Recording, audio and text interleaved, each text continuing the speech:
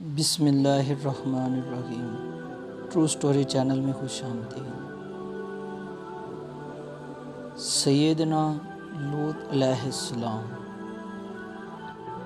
حضرت ابراہیم خلیل اللہ علیہ السلام کی حیات طیبہ میں جو بڑے بڑے واقعات رونما ہوئے ہیں، ان میں حضرت لوط علیہ السلام کی قوم کا قصہ اور ان پر نازل ہونے والا عمومی عذاب قابل ذکر ہے۔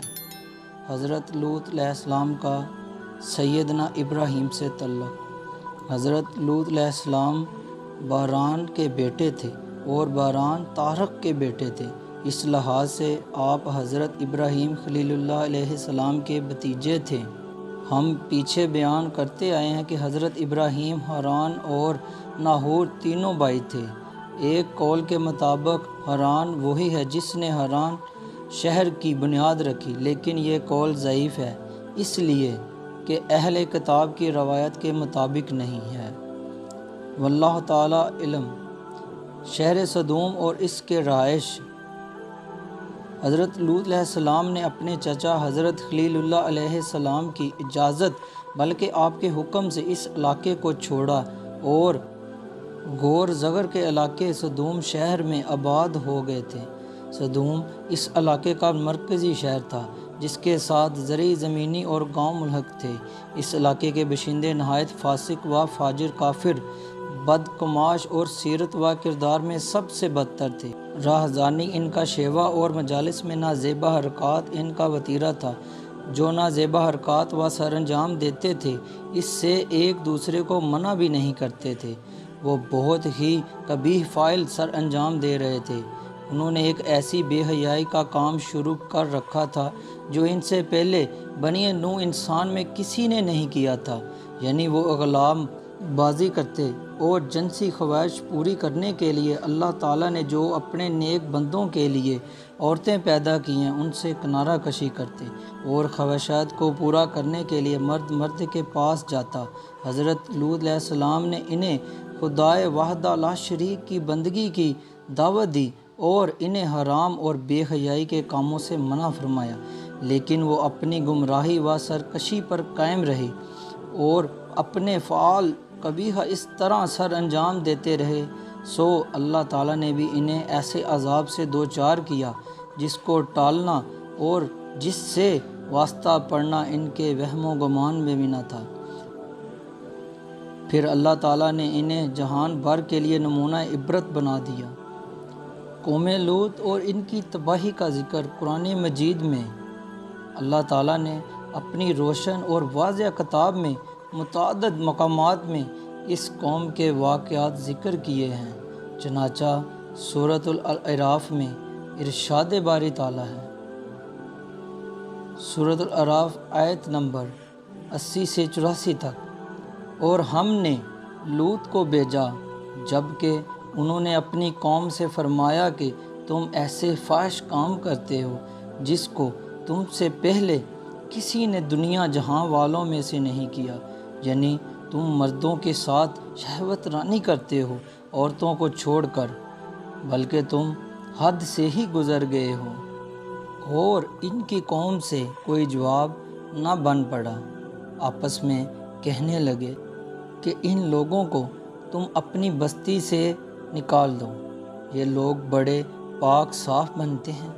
سو ہم نے لوط اور ان کے متعلقین کو بچا لیا بجز ان کی بیوی کے کہ وہ انہی لوگوں میں ہی رہی جو عذاب میں رہ گئے تھے، اور ہم نے ان پر ایک نئی طرح کا مینہ برسایا کہ وہ پتھروں کا تھا۔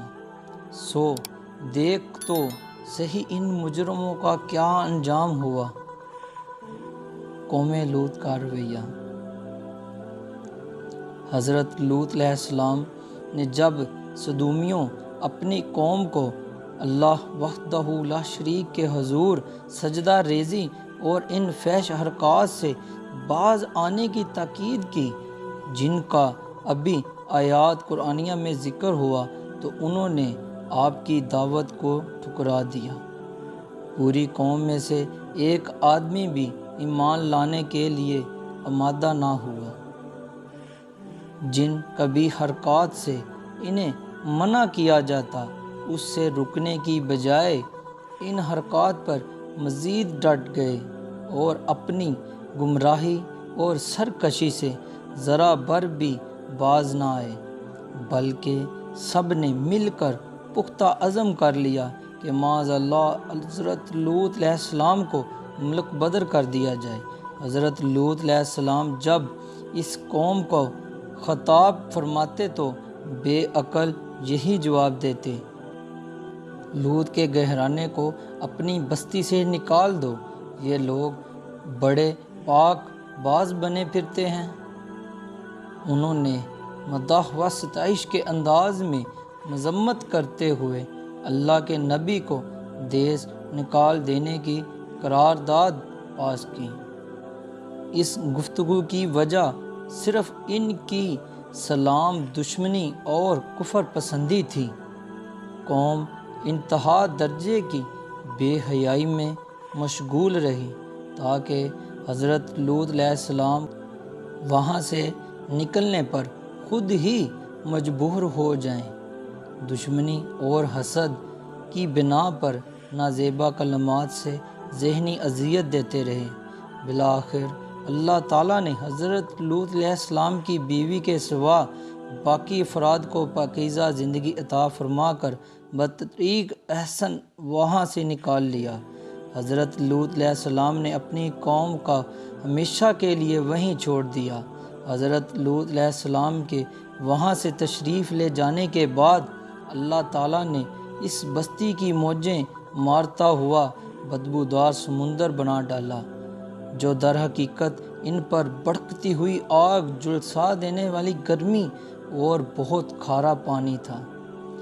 یہ اصل میں جوانی رد عمل تھا اس چیز کا کہ جب انہیں بہت بڑی بے حیائی اور ایسی قبیح حرکات سے منع کیا جاتا تھا جو دنیا میں اس سے قبل کسی شخص نے نہ کی تھی، تو وہ ہٹ درمی کرتے تھے۔ اللہ تعالیٰ نے انہیں جہاں والوں کے لیے عبرت و مثال بنا دیا۔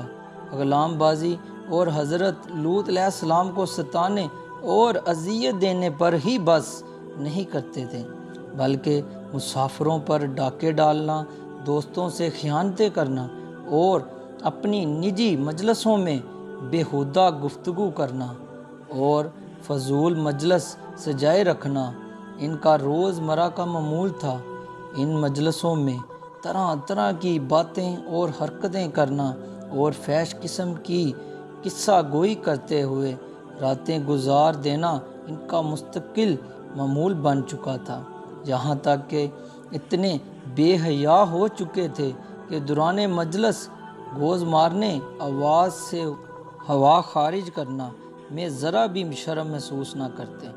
بسا اوقات محافل میں ان سے اس سے بڑی غلطیاں سرزد ہوتی تو نہ تو ننگ و عار محسوس کرتے ہوئے باز آتے اور نہ کسی نصیحت کرنے والے کی نصیحت کو قبول کرتے اور نہ ہی کسی عقل مند کی نصیحت پر کان دھرتے۔ ان حرکات و سکنات میں وہ جانور بلکہ ان سے بھی بدتر ہو چکے تھے۔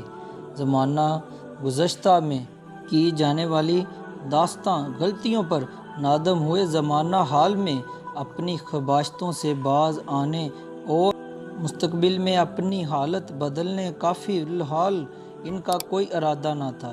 اللہ تعالیٰ نے انہیں مہلک ترین عذاب کی نذر کر دیا۔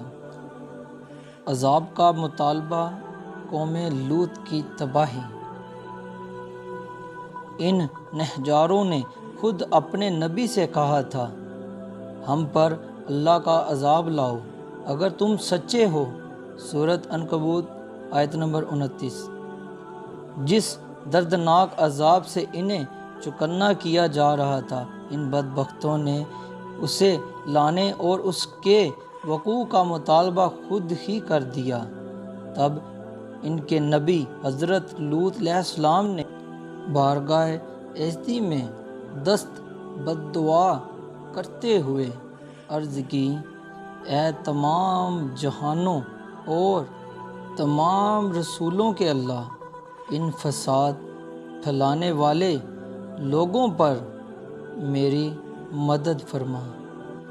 غیرت الہی کو جوش آیا، اپنے پیغمبر کی دعا قبول فرماتے ہوئے ان کی التجا قبول کی، اپنے معزز و معظم فرشتوں کو اپنے نبی کی اعانت کے لیے روانہ فرما دیا۔ فرشتے پہلے حضرت ابراہیم علیہ السلام کے پاس آئے، انہیں صاحب علم لڑکے کی بشارت دی اور انہیں آگاہ کیا کہ ہم قوم لوط کو صفائے ہستی سے مٹانے کے لیے آئے ہیں۔ قوم لوط اور ان کا علاقہ لوگوں کے لیے عبرت۔ اللہ تعالیٰ نے اس علاقے میں اتنی گرمی پیدا فرما دی ہے کہ نہ تو اس علاقے کے پانی سے فائدہ اٹھایا جا سکتا ہے اور نہ ہی ارد گرد کی دہکتی زمینوں میں کوئی فصل اگائی جا سکتی ہے، کیونکہ یہ لوگ بہت گناہ گار اور کمینے تھے۔ اس لیے یہ قوم آنے والوں کے لیے عبرت، نشانی، نصیحت اور اللہ کی قدرت پر نشانی بن گئی ہے۔ آج بھی یہ علاقہ زبان حال سے کہہ رہا ہے کہ اللہ کی پکڑ بہت سخت ہے۔ جو اس کے حکم سے سرتابی کرتے ہیں، اس کے رسولوں کی تکذیب کرتے ہیں، اپنے نفس کی پیروی کرتے ہیں، اپنے مالک کی نافرمانی کرتے ہیں، ان کو صفائے ہستی سے بہت بری طرح مٹا دیا جاتا ہے، اور جو اس کے حکم کے سامنے سر تسلیم خم کر لیتے ہیں، ان پر خصوصی رحمت کی جاتی ہے اور ہلاکت خیزی سے انہیں محفوظ رکھا جاتا ہے۔ وہ خوش قسمت اندھیروں سے نکل کر روشنی کی طرف آ جاتے ہیں۔ سورۃ الزیارت میں ارشاد فرمایا، ہم نے نکال لیا وہاں کے تمام ایمانداروں کو، پس نہ پایا ہم نے اس میں بجز ایک مسلم گھر کے، اور ہم نے باقی رہنے دی وہاں ایک نشانی ان لوگوں کے لیے جو دردناک عذاب سے ڈرتے ہیں۔ سورۃ الزیارت آیت نمبر 35 سے 37 تک۔ یعنی ہم نے اسے عبرت و معزت کا سامان بنا دیا ان لوگوں کے لیے جو دردناک عذاب سے ڈرتے ہیں، اور خلوت میں بھی اپنے رب کا خوف انہیں برائی سے محفوظ رکھتا ہے۔ وہ یہ سوچ کر لرز جاتے ہیں کہ کل انہیں بارگاہ خداوندی میں پیش ہونا ہے۔ وہ اپنی خواہشات نفسانی کی پیروی نہیں کرتے، اللہ کی حرام کردہ چیزوں سے دامن بچا کر چلتے ہیں اور گناہوں کو ترک کر دیتے ہیں۔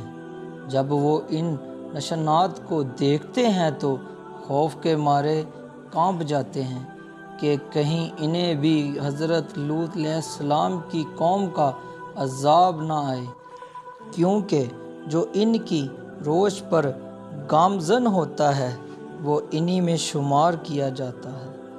اگرچہ پوری طرح ان میں سے نہیں ہوتا، لیکن معمولی سی مشابہت بھی ہلاکت کے لیے کافی ثابت ہوتی ہے۔ اس سوچ کی وجہ سے ان کا دامن اس گناہ سے آلودہ نہیں ہونے پاتا۔ کسی شاعر نے کیا خوب کہا ہے، اگرچہ آپ بعینہ قوم لوط تو نہیں، مگر قوم لوط تم سے زیادہ دور بھی نہیں ہے۔ ایک عقل مند، صاحب فکر، سمجھدار اور اپنے رب سے ڈرنے والا شخص اللہ عز و جل کے حکم کی اطاعت کرتا ہے۔ اللہ کے رسول صلی اللہ علیہ وآلہ وسلم نے جن احکام کو بجا لانے کی تعلیم دی ہے، انہیں قبول کرتا ہے وہ خواہشات کا غلام نہیں ہوتا بلکہ شریعت مطہرہ کی پابندی کرتا ہے۔ وہ صرف اپنی منکوحہ بیوی یا اپنی لونڈیوں سے اپنی جنسی ضرورت پوری کرتا ہے جسے اللہ تعالیٰ نے اس کے لیے حلال کر دیا ہے۔ وہ شیطان مردود کی پیروی نہیں کرتا کہ کہیں وہ بھی اللہ کی پکڑ میں نہ آ جائے تو ان لوگوں میں شمار نہ ہونے لگے جن کے متعلق اللہ تعالیٰ نے فرمایا ہے سورہ ہود آیت نمبر 83، اور انہیں یہ ہلاک بستی ظالموں سے زیادہ دور۔ تو دوستو یہ تھی آج کی میری کہانی۔ اگر اس میں کوئی غلطی کوئی خطا ہو گئی ہو تو میرا اور آپ کا رب بڑا غفور و رحیم ہے، وہ مجھے معاف کرے۔ اگر آپ کو میری کہانی اچھی لگی ہو تو پلیز ویڈیو کو لائک ضرور کیجئے گا، اور اگر آپ چینل پہ نئے ہیں تو اس کو سبسکرائب ضرور کیجئے گا اور آگے بھی شیئر کریں۔ نیکسٹ ویڈیو تک دیجیے گا اجازت، دعاؤں میں یاد رکھیں۔ اللہ حافظ، اللہ نگہبان۔